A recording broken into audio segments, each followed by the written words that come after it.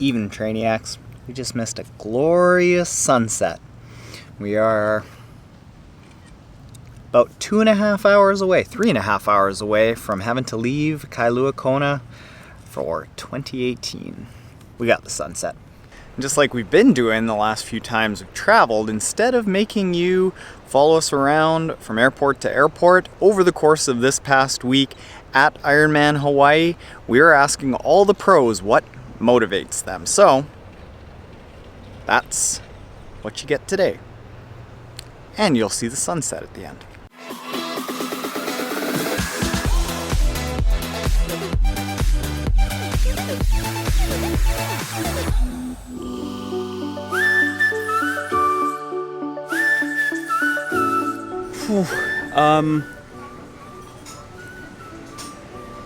I've been through a really hard year this year, and you know, when you have the dream of winning this race in Kona one time, this is like the biggest motivation. It was for me the biggest motivation to keep pushing and optimizing everything. But when you win it for the first time, the goal is gone. Yeah. You know, you have to find new goals, and you know, the whole 8-hour stuff. It's been a dream, obviously, but I wasn't so sure if I am allowed to dream it. You know, because there's so much more going into breaking 8 hours here, that I was kind of not I was not trying to think of it, you know. It was just I was not, but it was driving me, and just to be among the greatest. That's probably what drives me the most, and also to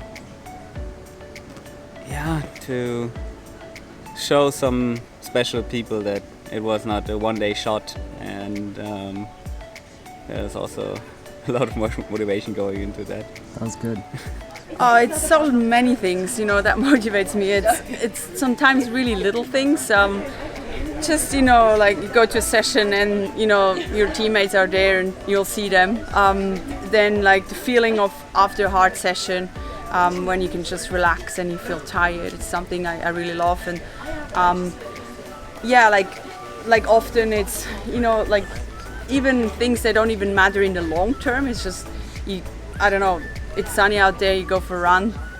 Just, you know, you have to have different motivation to get yourself motivated every single day, because it is like very repeating, and it's not that exciting to train hard than many people would think. You know, it's kind of like a very habit, like just a habit thing, and of course then the big goal, you have to have a big goal, like and it's something you'd like to achieve. Or that's for me, obviously, it's the racing. I know, like, I would like to be in best possible shape in Kona, and I also know, you know, the competition is getting tougher and tougher, and young ones coming up and pushing it, and that's definitely also very motivating. It really keeps me driven. I had it with Holly Lawrence, you know, coming 2 years ago, pushing the swim also in the 7.3s and being really strong, and then with Lucy Charles, and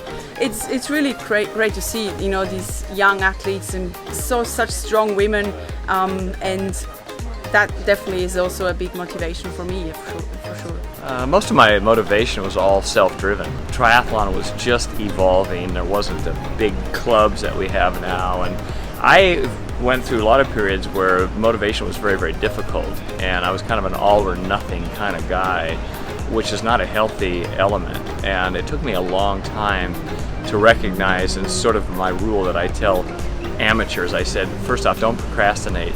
If you have 20 minutes, do something for 20 minutes. Most of the time it's kind of a teaser, and you get to about 18 minutes, you say, gee, I wish I had 25 minutes. I wish I had 30. You finish the 20, and you get a little of that morphine, endorphin-like lift, and you say, okay, I feel better, and now you're able to tackle the day and the next day in training. Psychologically and emotionally, you need to have that positive notion, and that'll allow you to perform at your best. As far as getting involved in the sport, it was really about, at the time of my life, I was 25, and it was just about a challenge, wanting something new, wanting a challenge, wanted a goal, wanted something to accomplish. And first year went really well and got addicted to it and saw the potential and just kept striving to see if I, as far as could be at the top. And so that was always my goal, was to try to get to the top of the list. And the goal was always from day one, before I did my very first triathlon, was all about the Ironman World Championships here in Kona. So that was always the goal from day one. Fell short one time, and as far as got close a couple times, but still love this place. We live here now for about 9 years, and this is home. So it's exciting to have everyone here for this great week. So looking forward to it. Well, to be honest, the first year I raced here in 2015, I DNF'd, and it seemed like a good decision at the time, but I just regretted it from as soon as I stopped. It's one of those things, it's difficult from that point on, just explaining to people why you quit for no good reason. So I always vowed to sort of, it sounds cheesy, but just stay true to myself and just finish every single race. So that's kind of what I think about. What motivates me is I think about my son, my family, all the sacrifices they take when I'm away training or racing, and that's what motivates me, especially when it gets tough out there on the course. I think of him. One thing that keeps me really motivated, I reflect back to my accident, which was 2017 during Ironman World Championships during the bike course. I was in a severe accident, almost lost my life. I was millimeters away from losing my life, since I lost so much blood, and I just think back to that moment and how thankful I am, and how every day is it's a privilege, and it's the Lord's given me the gift of life. And during those dark moments, I just think back to how thankful I am and how grateful I am, and that's what really gets me through those tough times. Even as a little kid, I've always wanted to win, even if it was like a board game or some silly game. I've wanted to win, so that I think I just have that drive to want to win. But then there is that trying to see what is your actual physical limit, and I don't believe that I'm anywhere near that yet. So Reese is already coming up with ways that I can be faster, which is great. So there's lots of work to be done, but yeah, I think again it's kind of, you come second, but the positive from it is, well, we've still got more work to do, so we're still not where we need to be, and we can go home and come up with new ways to get faster. So yeah, pros and cons of coming second. I think so much of this sport is really just seeing what you're capable of, seeing when things get hard how you react. And that's universal, whether you're a 16-hour marathon or a 16-hour Ironman person or an 8-hour. It's really just, when it's hard, what do you do? And yesterday it was so hard, and obviously I'm proud to have walked away with a good result, but it was more just the never give up attitude that I was able to carry through. That means almost as much to me, if not more, than finishing fourth at my first Kona Ironman World Champs. So I have a daughter and husband at home, and they are big supporters and motivators for me. And so whenever things get really tough, I think a lot about all the investments and sacrifices that my husband and daughter have put into this for me. And my daughter and I paint our fingernails pink, and so when I'm down on the bike, I see my beautiful pink fingernails, and that we have matching together, and that really helps motivate me. On my left hand, I write belief, and on my right hand, I write calm inner drive to conquer. And then on my palm, before I even was a champion, I wrote I am a champion. So you're a champion whenever you cross that finish line, and no matter if it's first or 10th or 20th or last. Yeah, things always get tough. Even when you're having a good day, there's going to be dark moments, and that's really when you have to go back and remember why you're there.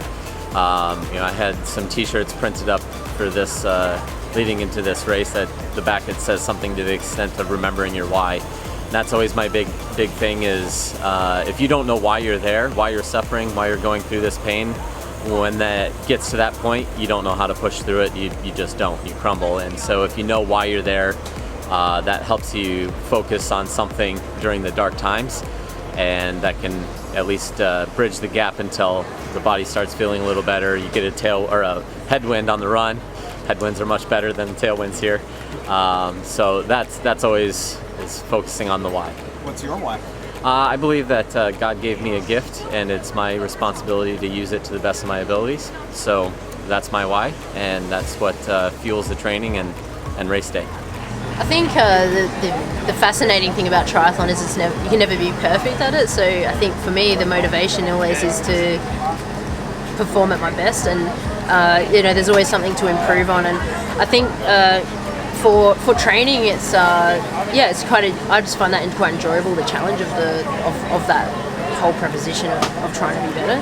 And then in a race, I mean, we put ourselves in such challenging conditions in our training, whether that's like under weather or altitude or whatnot, and such that when there's a race and the conditions get tough, it's typically not as bad as what we've probably done in training. So in terms of pulling myself out of those moments, I think it's important just to focus on the process when you hit those harder routes in the race, and focus on what you can control. So there's always a way out. It's usually just to choose your attitude about the situation. I've been at the sport a little while now. I'm wrapping up the 16th year of my professional foray into the sport. And just like anything in life, when it's super repetitive, it can get hard to stay motivated. But the way I was raised, and now my kids are getting older, I can really set the perfect example for them in terms of what perseverance, what hard work, what determination, you put them into that blender on a daily mix, and what it can deliver. And I tell my kids, if you want anything in life, you got to work hard for it. And some days are better than others, but yeah, I think it's my kids and my family, and it's really the people that the people that go to my heart. I want to honor them with my commitment, whether that is to triathlon or if it would be any other endeavor in my life. I think for me it's the amazing surprises or feelings that I already had in the past. Like if you do all the suffering and all it's often a really long day on your own, but then in the end you get a super nice reward if you win a race or you get on the podium, and I think that's what makes you come back every year to the big races to try to achieve the same, and I think it's just the motivation is always there to try to get the best out of yourself on the race day, and that's what keeps you motivated, I think. I think the motivation of Ironman, obviously of all the age group, is the challenge, because Ironman, because of the distance, is quite a challenge for everyone. But I mean, I loved ITU as well because I really love the speed and the fight against the competitors, and a big field where everyone is really close together and you're fighting it out. So I missed that part a bit because everyone is pretty much stick on the race plan. But it's something different, and I wanted a new challenge. I wanted to step up from ITU. I really loved it, and I still do love it. But I think I had my years in ITU, and now I want to have a fresh start, try something new. And I think Ironman is something completely new. And you have to be patient. You have to focus on nutrition. There are so many different parts of sport I really enjoy. And I have a lot to learn, and I love it to be a rookie again and have a fresh start and see what I'm capable of. I think it's, for me, I think I still have a need to prove myself. I just feel like, and especially coming third last year, like I was obviously ecstatic, very happy, but then I was like, well, I need to go back next year and do better, and mainly for me, but also just to like show people that no, it wasn't luck. I think especially endurance athletes, we always have something mentally, not mentally wrong, but just an edge. And yeah, for me, it's very much sort of, proving what I can do. I love the suffering. I love the process of pushing my body to the limits and just seeing what I'm capable of. And yeah, for me, that's the exciting part, is that I still don't feel like I've reached my potential in this sport. And for me, it's very much exploring what's possible. And yeah, I don't know why, but that's sort of my obsession right now, just seeing what my body is capable of. Is that it? That's it. So you want it? Thank you very much. Good job. Yeah, thanks. Yeah, but maybe next year we can try and win it. Exactly. Thanks, buddy. Thank you. If I'd paced better, I think I would have been a lot closer to Ani. I have no idea whether or not it could have been the same result, but my guess is I probably would have been able to put my suit on.